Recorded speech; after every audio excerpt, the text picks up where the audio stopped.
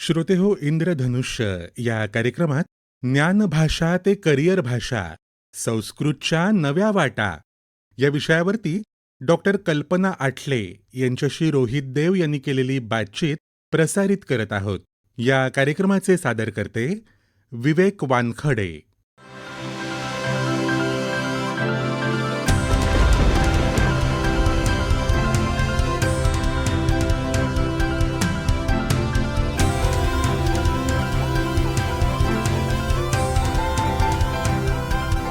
इंद्रधनुष्य इंद्रधनुष्य इंद्रधनुष्य इंद्रधनुष्य. श्रोतेहो, नमस्कार. इंद्रधनुष्य या कार्यक्रमात आपणा सर्वांचं मी रेडिओ मित्र रोहित देव मनपूर्वक स्वागत करतो. श्रोतेहो, आज जेव्हा आपण करिअरचा विचार करतो ना, तेव्हा आपल्या डोळ्यांसमोर IT, management, medical, engineering, law यासारखी क्षेत्र येतात. पण तुम्हाला माहिती आहे का, आज अशी एक भाषा तरुणांना रोजगाराच्या अभूतपूर्व संधी देते आहे, जी जगातील सर्वात प्राचीन भाषा मानली जाते. हां, तुम्ही बरोबर ओळखलत. मी बोलतो आहे संस्कृत भाषेबद्दल. ज्ञान भाषेपासून ते अगदी करिअरच्या भाषेपर्यंत संस्कृत भाषेकडे कशा पद्धतीनं पाहिलं जातं या विषयावरती आपल्याशी आज बोलण्याकरता आम्ही निमंत्रित केलं आहे डॉक्टर कल्पना आठले मॅडम यांना. मॅडम सध्या गोगटे जोगळेकर महाविद्यालय रत्नागिरी इथं कला शाखेच्या उपप्राचार्य म्हणून कार्यरत आहेत. त्याचप्रमाणे त्याच महाविद्यालयामध्ये संस्कृत विभाग प्रमुख म्हणूनही जबाबदारी पार पाडत आहेत. कविकुलगुरू कालिदास संस्कृत विश्वविद्यालय नागपूर यांचं रत्नागिरीमध्ये जे उपकेंद्र आहे, त्या उपकेंद्राच्या स्थानिक सल्लागार समितीवरती सदस्य म्हणूनही मॅडम काम करत आहेत. तेव्हा अगदी सोप्या शब्दांमध्ये सांगायचं झालं तर आज संस्कृत भाषेमध्ये कशा पद्धतीनं एखाद्या विद्यार्थ्याला किंवा विद्यार्थिनीला चांगलं करिअर करता येऊ शकतं याविषयी आपण मॅडमकडून जाणून घेणार आहोत. नमस्कार मॅडम, कार्यक्रमात आपलं स्वागत. नमस्कार. मॅडम, सगळ्यात सुरुवातीला आम्हाला तुमच्याकडून असं जाणून घ्यायला आवडेल की संस्कृत भाषा ही केवळ स्तोत्रांपुरती किंवा पूजा अर्चा करण्यापुरती मर्यादित भाषा आहे असा एक काही वेळा समज असतो. पण आजच्या आपल्या विषयानुसार संस्कृत ही ज्ञानभाषा ते करिअर भाषा कशी काय बनते, काय सांगाल? संस्कृत भाषा ही आपल्या भारतीयांना मिळालेला एक उत्तम वारसा आहे असं मला वाटतं. संस्कृती ही संस्कृताश्रिता असं जे म्हटलं आहे त्याचा अर्थ असा आहे की भारतीय संस्कृती ही संस्कृत भाषेच्या आधाराने आपण समजून घेऊ शकतो. संस्कृत भाषेच्या इतिहासाचा विचार केला तर जवळपास किमान 5,000 वर्षांचा इतिहास या भाषेला आहे असं म्हणू शकतो. आणि त्यामुळे या भाषेचा प्रचंड विस्तार साहित्य रूपातून आणि समाजातल्या त्या भाषेच्या अस्तित्वावरूनही आपल्याला म्हणता येईल. एक सांगायचं झालं तर भारतामध्ये इंग्रजी भाषा येण्यापूर्वी संस्कृत भाषेचं स्थान हे ज्ञानभाषा म्हणून इथे स्थिरावलेलं होतं. त्यामुळे अनेक विषयांवरचे ग्रंथ हे आपल्याला संस्कृतमध्ये पाहायला मिळतात की जे आजच्या काळाशी आपल्याला जोडता येऊ शकतात. भारतीय ज्ञानपरंपरेचा पाया हा संस्कृत भाषेमध्ये आहे असं यावरून आपल्याला म्हणता येतं. बरं. उदाहरणच द्यायचं झालं, आपल्याला माहिती आहे की आयुर्वेदाचे मूळ ग्रंथ हे संस्कृतमध्ये आहेत. तसेच आज जगभरात प्रचार झालेला योगमार्ग त्याचे सुद्धा मूळ ग्रंथ हे संस्कृतमध्ये आहेत. त्याचबरोबर गणिताचे संस्कृतमधले पुष्कळ ग्रंथ आणि आपल्याकडे मोठी परंपरा गणित अध्ययनाचीही होती हे आपल्याला दिसतं. आपल्याला शून्याचा शोध भारतीयांनी लावला हे माहितीच आहे. तर इतकी प्राचीन परंपरा गणितशास्त्राची सुद्धा आहे. खगोलशास्त्र, नाट्यशास्त्र, भाषाशास्त्र, राज्यशास्त्र अशा अनेक विषयांचं मूलभूत साहित्य हे संस्कृतमध्ये आहे. आणि ह्या सगळ्या साहित्याचा उपयोग आपल्याला आत्ताच्या काळामध्ये ज्या परिप्रेक्षामध्ये करता येतो आहे ते म्हणजे राष्ट्रीय शैक्षणिक धोरण 2020 याच्यामुळे केवळ संस्कृतच्याच नाही अनेक भाषांच्या अध्ययनाला याच्यातून चालना मिळालेली आहे आणि नवनवीन संधी याच्यामधून आता आपल्याला दिसत आहेत. संस्कृत ही स्तोत्रांची आणि पूजेची भाषा आहेच, परंतु त्याही पलीकडे संस्कृत भाषेचं जग मोठं आहे, हं. याची आपण नक्कीच दखल घेऊ शकतो. आता मॅडम तुम्ही या प्रश्नाचं उत्तर देत असताना नॅशनल एज्युकेशन पॉलिसी याचा उल्लेख केलात, तर त्याला अनुसरूनच माझा पुढचा प्रश्न असा आहे, आजच्या आधुनिक शिक्षण पद्धतीमध्ये आणि बदलत्या राष्ट्रीय शिक्षण धोरणात, ज्याला आपण नॅशनल एज्युकेशन पॉलिसी असं म्हणतो, त्यामध्ये संस्कृत भाषेला नेमकं काय स्थान देण्यात आलंय, काय सांगाल? राष्ट्रीय शैक्षणिक धोरण म्हणजेच NEP हे आता सगळीकडे माहीत असलेला शब्दप्रयोग आहे हो. आणि याची अंमलबजावणी सुद्धा अनेक ठिकाणी सुरू झालेली आहे. अजूनही ती अंमलबजावणी पूर्णपणे व्हायला काही वर्ष जाणार आहेत, हं. पण याच्यामुळे जी सुरुवात झालेली आहे ती नक्कीच नोंदवण्यासारखी आहे. हां. संस्कृतच्या दृष्टीने जर विचार केला तर या धोरणामध्ये संस्कृतला विशेष स्थान मिळालेलं आहे. नेमकेपणानं बोलायचं झालं हां. तर 4.16 असा जो त्याच्यामधला मुद्दा आहे, त्याच्यामध्ये असं म्हटलेलं आहे की हा तर शाळेच्या टप्प्यावरचा मुद्दा आहे. 6वी ते 8वीच्या विद्यार्थ्यांना भारतीय भाषांचं वैविध्य कळावं आणि त्याच्यामधून भाषेचा समृद्ध वारसा त्यांना समजावा म्हणून त्यांना असा प्रकल्प देण्यात यावा असं म्हटलेलं आहे की संस्कृतमधले शब्द आणि अन्य भाषांमधले शब्द यांची तुलना करून त्याच्यामध्ये काय साम्य आहे अच्छा. ते शोधावं. आपण असं ऐकतो किंवा म्हणतो की संस्कृत ही भारतीय भाषांची जननी आहे. हो. याचा अनुभव विद्यार्थ्यांना यावा हां. यासाठी हा प्रकल्प आहे आणि ह्याचं कुठलं मूल्यांकन सुद्धा अपेक्षित नाहीये. अच्छा. म्हणजे मुलांनी ह्या प्रकल्पामधून भाषेचा आनंद घ्यावा, असं भाषांच्या अध्ययनाला प्रोत्साहन देणारं असं हे धोरण आहे असं मला वाटतं. अरे वा. शिवाय पुढच्या एका विधानामध्ये असं म्हटलेलं आहे की संस्कृत भाषा ही केवळ संविधानाच्या 8व्या अनुसूचीमध्ये नमूद केलेली भाषा नसून हां. संस्कृतचं साहित्य हे व्यापक आहे, याची या धोरणानं नोंद घेतलेली आहे. अनेक विषय संस्कृतमध्ये आहेत. मी मगाशी म्हटलं तसं की इंग्रजी भाषा इथे येण्यापूर्वी संस्कृत भाषा ही इथे ज्ञानभाषा होती. याचा अर्थच असा की एखाद्या विषयाचा ग्रंथ हा जर सगळ्या भारतातल्या लोकांना समजायचा असेल हां. तर तो संस्कृतमध्ये लिहिला जात होता की जो आज इंग्रजीमध्ये कदाचित लिहिला जातो. हं.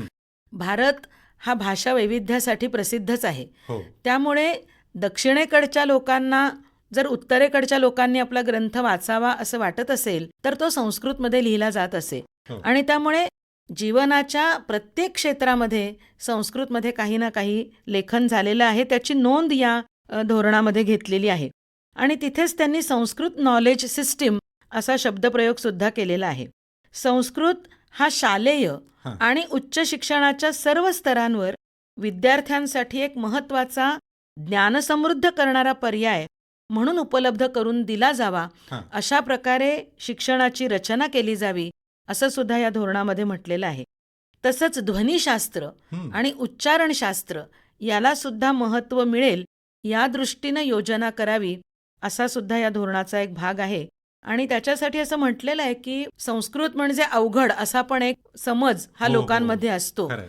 पण सरल मानक संस्कृत अशी एक रचना ही केली गेलेली आहे केंद्रीय स्तरावर. अच्छा. आणि अशा सोप्या संस्कृतमध्ये सगळं शिक्षण हे दिलं जावं किंवा सोप्या संस्कृतमध्ये पुस्तकं निर्माण केली जावीत आणि संस्कृत माध्यमातून संस्कृत शिकवलं जावं याला प्रोत्साहन या धोरणामध्ये दिलेलं आहे. भाषा शिक्षणाबाबत सुद्धा पुष्कळ विस्तारानं लिहिलेलं आहे की ज्या ज्या अभिजात भाषा आहेत हो. म्हणजे संस्कृतसह पाली, प्राकृत, फारसी या भाषांच्या अभ्यासाला सुद्धा चालना मिळेल असं ह्या NEP मध्ये नोंदवलेलं आहे. संस्कृत मुख्य प्रवाहात आणण्यासाठी शालेय स्तरावर त्रिभाषा अंतर्गत एक पर्याय असू शकतो हं. असं सुद्धा याच्यामध्ये नोंदवलेलं आहे. आणि उच्च शिक्षणाच्या स्तरावर केवळ भाषा म्हणून न शिकवता समकालीन विषयांबरोबर जोडून नाविन्यपूर्ण पद्धतीनं शिकवण्याची व्यवस्था याच्यामध्ये अपेक्षित आहे. हां. आपल्याला आता लॉ हा विषयाचा मगाशी उल्लेख झाला, हो. तर आता खरं तर भारतीय विधिशास्त्रामधलं LLB हं. असं शिकण्याची सुद्धा सोय आहे. अरे वा. तर आपलं आधुनिक ज्ञान जे आहे ते ह्या संस्कृत भाषेबरोबर जोडून हां. त्याची काहीतरी व्यवस्था केली जावी अशी व्यवस्था या NEP मध्ये आहे. आणि एक शेवटचं सांगायचं म्हणजे हां. संस्कृत विद्यापीठं आहेत भारतामध्ये हो. आणि ह्या विद्यापीठांनी केवळ संस्कृतचं शिक्षण न देता त्यांनी बहुविद्याशाखीय संस्था बनण्याच्या दृष्टीनं वाटचाल करावी आणि आंतरविद्याशाखीय संशोधनाला चालना द्यावी अशी अपेक्षा या धोरणामध्ये व्यक्त केलेली आहे. अच्छा. तसंच हस्तलिखित हा एक आपल्याकडे फार मोठा साठा आहे हस्तलिखितांचा.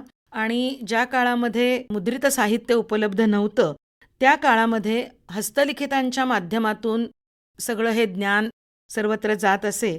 तर अशी लाखो हस्तलिखितं आजही भारतामध्ये वेगवेगळ्या ठिकाणी जतन करून ठेवलेली आहेत. हो. तर त्यांचं संकलन करणं, त्याची नोंद करणं, त्यांचा अनुवाद करून पुढे त्या कार्याला गती देणं असं सुद्धा या धोरणामध्ये सूचित केलेलं आहे. त्यामुळे एकूणच हं. NEP आणि संस्कृत असा जर विचार केला हां. तर भारतीय ज्ञानपरंपरा, भारतीय भाषा आणि बहुभाषिक शिक्षण यांना प्रोत्साहन देताना संस्कृतला महत्त्वाचा आधारस्तंभ या धोरणाने मानलेले आहे असं म्हणता येईल. म्हणजे मॅडम तुम्ही आता जे सांगितलं त्याच्यावरून एक गोष्ट लक्षात येते की संस्कृत भाषेला व्यवस्थितरित्या वेटेज किंवा महत्व NEPच्या पॉलिसीमध्ये देण्यात निश्चित आलंय. निश्चित मॅडम, जर एखाद्या विद्यार्थ्याला संस्कृतमध्ये करिअर करायचं असेल तर उच्च शिक्षणाच्या कोणत्या संधी आहेत? एकूणच संस्कृत शिक्षणाचा विचार करता हां. सुरुवातीला मला 3 प्रवाहांची नोंद घ्यावीशी वाटते. बरं. एक म्हणजे आत्ता समाजामध्ये जी रूढ आहे की शाळेमध्ये, नंतर कॉलेजमध्ये आणि नंतर विद्यापीठामध्ये या क्रमानं संस्कृत शिकणं हो. हे सर्वांना माहिती आहे. दुसरा जो प्रवाह आहे तो संस्कृत पाठशाळांचा आहे. हां. मला हे सांगायला आवडेल हं. की आज संस्कृत पाठशाळांमध्ये विद्यार्थ्यांची संख्या लक्षणीयरित्या वाढते आहे. हां. त्यामुळे तोही एक पारंपरिक शिक्षणाचा असा प्रवाह आहे. आणि तिसरा अनौपचारिक पद्धतीनं सुद्धा संस्कृत शिक्षण घेणारे लोक आहेत की जिथे संस्कृत माध्यमातून शिकण्याची व्यवस्था आहे. हं. या तीनही प्रवाहांचा विचार करता संस्कृतकडे ओढा असलेल्या विद्यार्थ्यांची संख्या आता वाढते आहे. हे अतिशय चांगलं लक्षण आहे संस्कृतच्या दृष्टीनं असं मला वाटतं आहे. हो. नवनवीन आव्हानं घ्यायला हे विद्यार्थी सिद्ध आहेत. त्यामुळे त्यांना आपल्याला तशा संधी ह्या द्यायला हव्यात या उद्देशानं अनेक संस्कृत विद्यापीठं, महाविद्यालयं यासाठी प्रयत्न करत आहेत. आता आपण जे समाजामध्ये रूढ आहे तो जर प्रकार पाहिला तर 10वीपर्यंत 12वीपर्यंत संस्कृत विषय विद्यार्थी घेतात. हो. परंतु आज अनेक शाळांमध्ये हा विषय शिकण्याची सोय नाहीये. हं. परंतु महाविद्यालयामध्ये म्हणजे 12वी नंतर महाविद्यालयामध्ये जेव्हा विद्यार्थी प्रवेश घेतात त्यावेळेला जरी 10वी-12वीला संस्कृत नसलं हां. तरीही संस्कृतची आवड असेल आणि आधी संधी मिळाली नाही इच्छा असून हां. असं असेल तर त्या विद्यार्थ्यांना आपण संस्कृत विषय घ्यायला परवानगी देतो. अरे वा. आणि मग त्यांना आधीचा अभ्यास आणि महाविद्यालयाचा अभ्यास यांना जोडण्यासाठी हं. एक सेतू वर्ग ज्याला ब्रिज कोर्स असं म्हणतात हो, हो. तर तो आपण घेतो आणि त्यांना BA सुद्धा आपल्याला प्रवेश देता येतो. अच्छा. मग BA संस्कृत केल्यानंतर MA संस्कृत ही पद्धती आहेच. हो. आता पुन्हा NEPमुळे त्याच्यात थोडासा बदल आहे की BA ऑनर्स हां. असा सुद्धा एक पर्याय विद्यार्थ्यांना करता येतो. हे दोन्ही केल्यानंतर जर शिक्षण क्षेत्रामध्ये जायचं असेल हां. तर B.Ed, M.Ed करणं हा पर्याय आहे. हं. आणि संशोधनाच्या क्षेत्रामध्ये जायचं असेल तर PhD वगैरे हा पर्याय उपलब्ध आहे. महाविद्यालयात शिकवायचं असेल तर त्याच्यासाठी सेट किंवा नेट या परीक्षा असतात. हो. आणि ह्या नेट परीक्षेबरोबरच एक कठीण परीक्षा आहे ती ज्युनियर रिसर्च फेलोशिप म्हणजे हां. JRF. हां. परंतु ती मिळाली तर संशोधनाची संधी आणि अन्य अनेक संधी त्या माध्यमातून विद्यार्थ्यांना उपलब्ध होऊ शकतात. आता केवळ संस्कृत विषय घेऊन हा सगळा प्रवास आहे. हं. परंतु इंटरडिसिप्लिनरी हो. असा सुद्धा अनेक ठिकाणी आज उपलब्ध असलेला पर्याय आहे. ज्याला आंतरविद्याशाखीय अभ्यास करण्याची ज्यांची इच्छा आहे म्हणजे संस्कृतमध्ये BA केलेलं आहे, MA केलेलं आहे आणि आणखी काही शिकायचं आहे हां. तर त्यांच्यासाठी काही विषय जे आज रूढ आहेत शिक्षणामध्ये शिकवले जातात अनेक ठिकाणी. हं. त्याच्यापैकी आर्किओलॉजी अच्छा. म्हणजे पुरातत्वशास्त्र हां. याच्यामध्ये MA करण्याची व्यवस्था आहे. इंडॉलॉजी म्हणजे भारतीय विद्या यासाठी सुद्धा सर्टिफिकेट कोर्स, डिप्लोमा कोर्स आणि MA अशी व्यवस्था आहे. म्युझिओलॉजी म्हणून एक विषय आहे, संग्रहालय शास्त्र, हां. तर त्यामध्ये सुद्धा MA करता येतं. हस्तलिखित शास्त्र, मगाशी जो आपण हस्तलिखितांचा उल्लेख केला तर केला याचा होता. अभ्यास कसा करायचा याच्यामध्ये सुद्धा आता MA किंवा काही कोर्सेस आपल्याला करता येतात. हां. पुराभिलेख विद्या, हां. शिलालेख किंवा ताम्रपट हे हो. इतिहासाची साधनं म्हणून आपण ऐकतो तर यांचा अभ्यास कसा करायचा याचं शिक्षण देणारं सुद्धा हे पुराभिलेख विद्या असं शास्त्र, त्याच्यामध्ये पण आपल्याला कोर्सेस करता येतात. हां. MA नाट्यशास्त्र हां. असा विषय सुद्धा सुरू झालेला आहे. शिवाय योगाचा उल्लेख तर खरं संस्कृत म्हटलं की वारंवार येऊ शकतो असं आहे. हो. BA आणि MA योगशास्त्रामध्ये करता येऊ शकतं. तर अशा विविध कोर्सेसमधून आणि हां. याशिवाय सुद्धा खरं तर अनेक कोर्सेस आहेत हां. की ज्याच्यामधून विद्यार्थी त्यांचं करिअर घडवू शकतात. हां. सांगण्यासारखी एक विशेष बाब म्हणजे हां. राष्ट्रीय शैक्षणिक धोरणाला अनुसरून हं. केंद्रीय संस्कृत विश्वविद्यालयानं अगदी वेगळेच, म्हणजे ऐकून सुद्धा आपल्याला आश्चर्य वाटेल असे कोर्सेस सुरू केलेले आहेत. हां. या वर्षीपासून म्हणजे 26-27 या शैक्षणिक वर्षापासून हं. केंद्रीय संस्कृत विद्यापीठाला BTech अभ्यासक्रमाला मंजुरी मिळालेली आहे. बरं. AI आणि डाटा सायन्स या विषयातलं BTech तिथे करता येणार आहे विद्यार्थ्यांना. हां. त्यांना नेहमीच्याच प्रोसेसमधून जायचं आहे, म्हणजे त्याच्यासाठी आवश्यक असलेली परीक्षा देऊन हां. या कोर्सला त्यांना प्रवेश घेता येणार आहे. आणि तसंच आयुर्वेद आणि संस्कृत याची सांगड तर निश्चितपणे आपल्याला माहिती आहे. हो. तर संस्कृत शिकलेले विद्यार्थी BA MS सुद्धा करू शकतात, म्हणजे अच्छा. आयुर्वेदाचे वैद्य सुद्धा ते होऊ शकतात. हां. आणि त्यासाठी मात्र संस्कृत माध्यमातून जे 10वी पर्यंत शिकलेले आहेत त्यांच्यासाठी 7.5 वर्षांचा हा कोर्स ठरवलेला आहे. बरं.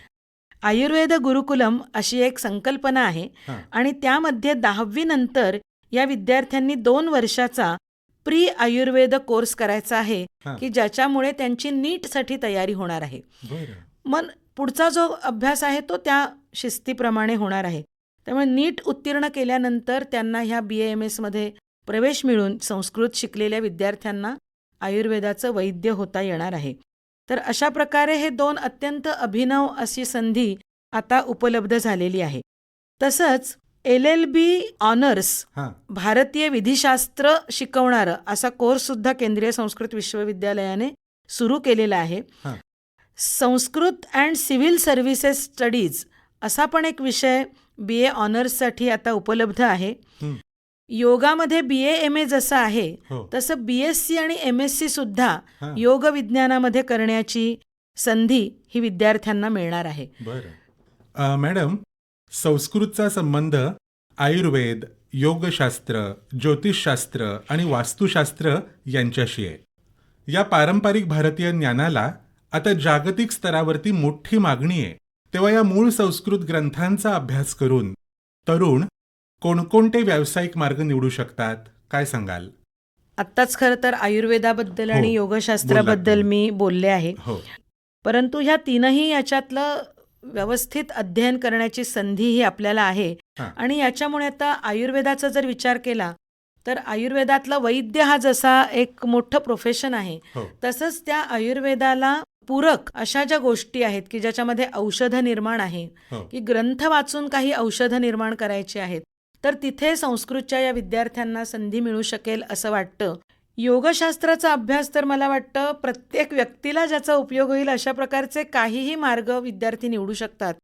जसे योगाचे वर्ग आज मोठ्या प्रमाणामध्ये चालतात. कोट्यवधी लोक आज योगमार्गाला लागण्याचं कारण हो. अनेक लोकांनी योग शिकून आपले आपले योगवर्ग चालवलेले आहेत. आणि मग दुसरा जो एक शब्दप्रयोग केला जातो की होलिस्टिक हेल्थ, हं. तर ती सुद्धा आयुर्वेद आणि योग असं मिळून जर काही व्यावसायिक संधी उत्पन्न झाल्या तर लोकांना कदाचित एकाच ठिकाणी आपल्या संपूर्ण आरोग्यासाठी प्रयत्न करण्यासाठी म्हणून साधन मिळू शकेल असं एक वाटतं. हो. वास्तुशास्त्राबद्दल सुद्धा आज बघितलं, आपल्याला जाहिराती बघायला मिळतात. हो. पहा की वास्तूचा सल्ला घेणं हे आज अनेकांना आवश्यक वाटतं आणि त्याप्रमाणे लोक संस्कृत ग्रंथांचा अभ्यास करून सल्लागार या रूपामध्ये मोठ्या प्रमाणामध्ये काम करू शकतात असं मला वाटतं. हं. ज्योतिषशास्त्र या विषयाबद्दल बोलायचं झालं हां. तर आपल्याला फक्त फलज्योतिष असाच त्याचा अर्थ वाटतो. हां. परंतु वस्तुतः ज्योतिषशास्त्र हा जो एक वेदांग म्हणून भाग सांगितलेला आहे त्याचा अर्थ खगोलशास्त्र, हां. ग्रहताऱ्यांचा अभ्यास ज्याच्यामध्ये आहे, या सृष्टीच्या रचनेचा अभ्यास ज्याच्यामध्ये आहे असं ते शास्त्र आहे. आणि मग त्याचा संबंध वास्तुशास्त्राशी सुद्धा लावला जातो हां. आणि त्याचा संबंध फलज्योतिषाशी सुद्धा लावला जातो. हां. त्यामुळे ह्याचं शिक्षण घेतलं आणि आवड असेल तर या दोन्हीकडे लोक वळू शकतात. आणि मला असं वाटतं की पूर्वी कधीही नाही इतकी आज लोक ह्या सगळ्यांचा सल्ला घ्यायला हो, हो. लागलेली आहेत. हो. हो. जाहिरातींवरून असं लक्षात येतं की मागणी आहे म्हणून पुरवठा आहे. त्यामुळे प्रत्येकच काळामध्ये हो. ही गरज कदाचित राहील हो. आणि काही जणांना त्याचे अनुभव सुद्धा आलेले असतात हो. आणि म्हणून ते या क्षेत्रांकडे वळतात. खरंय. आणखी एक सांगावंसं वाटतंय हां, मला मॅडम, करिअरच्या दृष्टीनं हां. की प्रशासकीय सेवांमध्ये सुद्धा हां. संस्कृत घेऊन आपल्याला आपलं करिअर करता येऊ शकतं. बरं. UPSCची जी मुख्य परीक्षा असते हं. तिथे संस्कृत हा ऐच्छिक विषय म्हणून निवडता येतो. IAS, IPS, IFS, IRS या सेवांसाठी सुद्धा संस्कृत पार्श्वभूमी असलेले उमेदवार यशस्वी झाल्याची काही उदाहरणं आपल्याला पाहायला मिळतात. हां. त्यामुळे तेही एक क्षेत्र आहे. बरं. आणि सैन्यामध्ये सुद्धा हां. संस्कृत शिकलेल्या विद्यार्थ्याला संधी आहे. बरं. तिथे पंडित अशी पोस्ट आहे. बरं. सगळ्याच धर्मांसाठी आहे तिथे, पण हां. संस्कृतचा विचार केला तर ज्याने संस्कृत शिकलेला आहे BA किंवा MA हं. आणि त्याला एक स्पेशल विषय आहे की वैदिक कर्मकांड हां. हे घेऊन ज्यानं शिक्षण घेतलेलं आहे त्याच्यासाठी सैन्यामध्ये पंडित अशी पोस्ट आहे की बरं. ज्याची जाहिरात दरवर्षी येत असते बरं. आणि त्याच्यातून लोक तिथे सुद्धा जाऊ शकतात. म्हणजे मला वाटतं प्रशासकीय सेवा असेल किंवा सैन्यामध्ये संस्कृतचा आधार घेऊन त्याचं शिक्षण घेऊन कसा व्यक्ती जाऊ शकतो हं. ही एक खरंच अनोखी हो. गोष्ट आहे. आवश्यक असलेली सगळी तयारी त्यांना करावीच लागते हो, हो. आणि हेही असेल तर मग त्यांना त्या पदावर काम Benefit करता मिळू येतं. शकतो त्याचा. हं. खरंय. मॅडम, इतका वेळ तुम्ही सविस्तरपणे सगळ्या विषयांविषयी, सगळ्या प्रश्नांविषयी बोलतच आहात. आता आकाशवाणी, दूरदर्शन, नाट्यशास्त्र आणि अगदी डिजिटल मीडिया म्हणजे ज्याला आपण पॉडकास्ट, यूट्यूब यासारखी माध्यमं म्हणतो, बरोबर. यामध्येही संस्कृत भाषेचा वापर वाढतो आहे असं एक निरीक्षण आहे. त्यामुळे मीडिया आणि एंटरटेनमेंट इंडस्ट्रीमध्ये संस्कृतचा अभ्यास कसा फायदेशीर ठरेल, काय सांगाल? अगदी बरोबर सांगितलं तुम्ही. हां. संस्कृतसाठी असलेली ही जी क्षेत्र आहेत याच्यासाठी एक महत्त्वाची गोष्ट सुरुवातीला नक्की नोंदवू इच्छिते. हां. उच्चारणशास्त्र हे संस्कृतचं एक महत्त्वाचं वैशिष्ट्य आहे. हो. संस्कृत शिकण्यामुळे वाणी प्रभावी होते असा सुद्धा आपल्याला अनुभव आहे. परंतु खरोखरच संस्कृत शिकत असताना याकडे लक्ष दिलं गेलं पाहिजे. हो. जर संस्कृत शिकताना आपले संस्कृत उच्चार उत्तम केले, संस्कृतचा प्रभाव जाणवला वाणीमध्ये, तर ह्यासारखी क्षेत्र संस्कृत शिकलेल्या विद्यार्थ्यांना निश्चितच आव्हानात्मक आहेत असं मला वाटतं.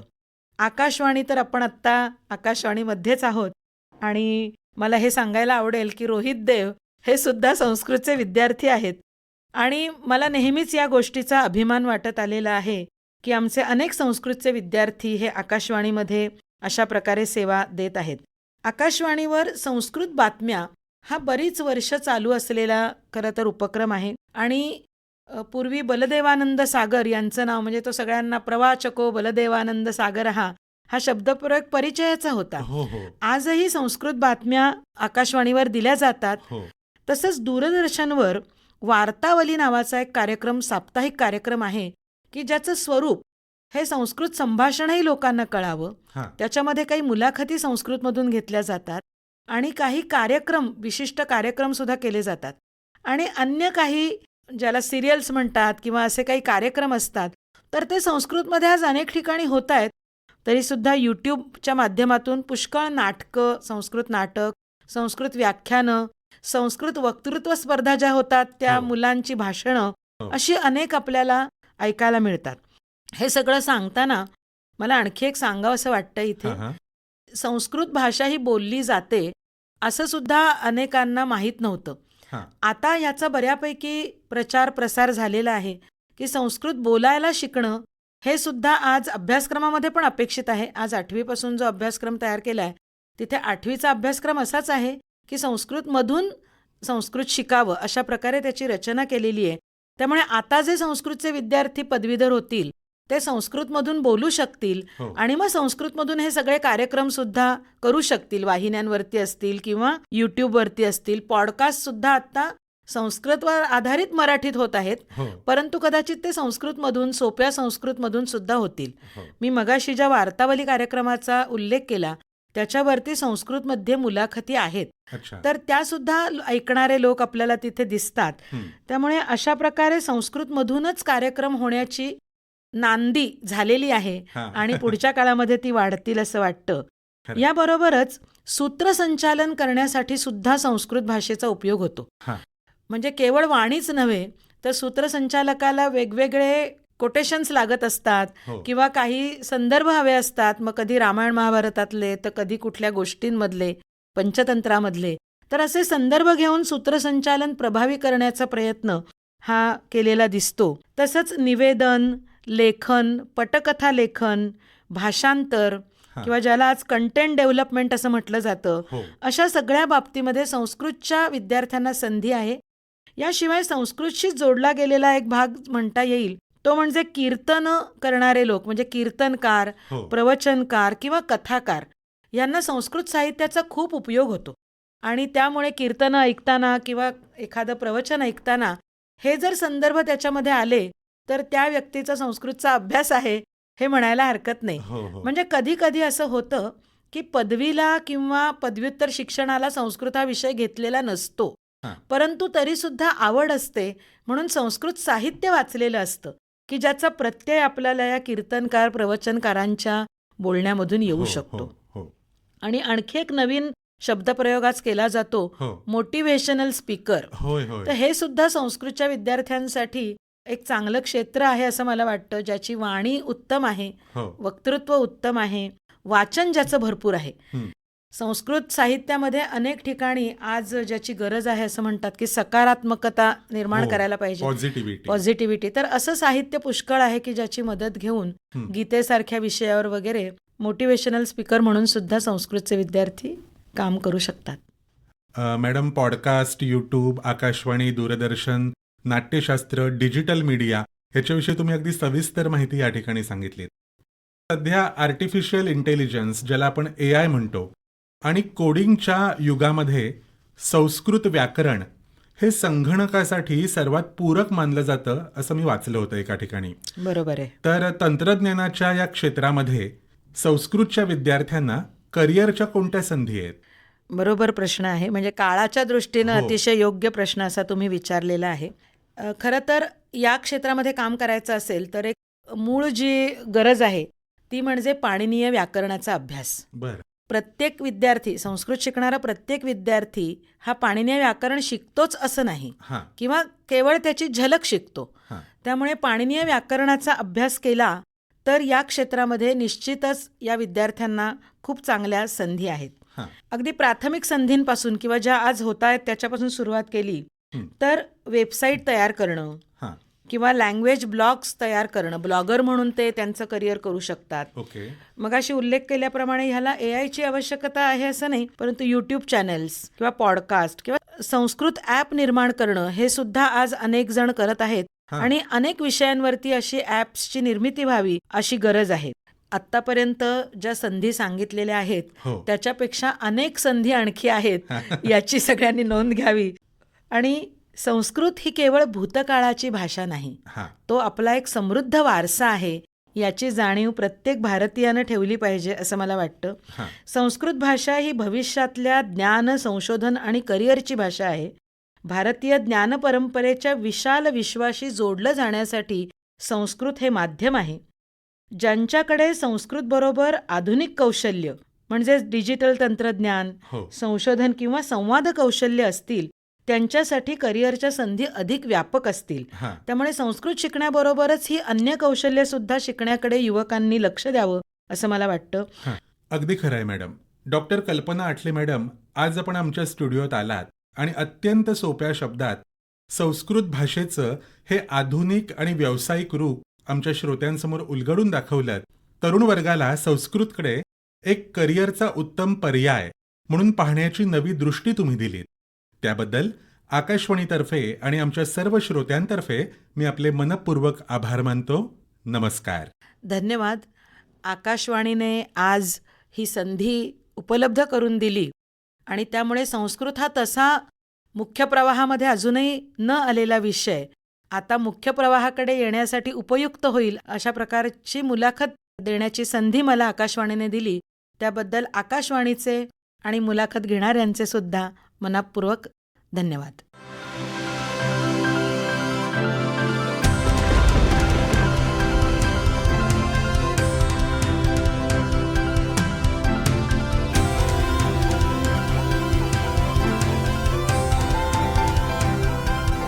इंद्रधनुष्य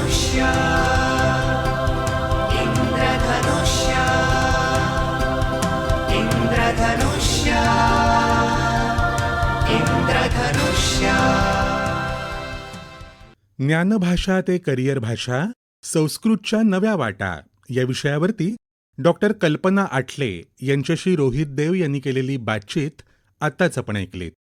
या कार्यक्रमाचे सादरकर्ते होते विवेक वानखडे.